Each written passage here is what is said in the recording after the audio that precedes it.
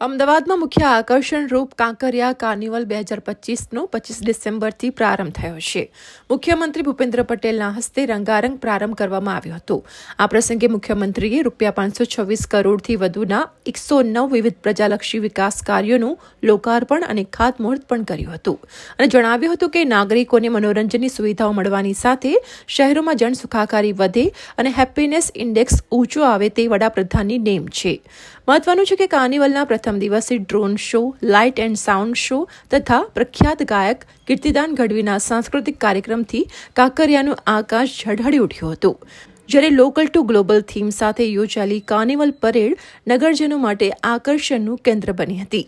મહત્વનું છે કે ઓપનિંગ ડે પર કુલ 1,31,255 મુલાકાતીઓએ કાર્નિવલની મુલાકાત લીધી હતી.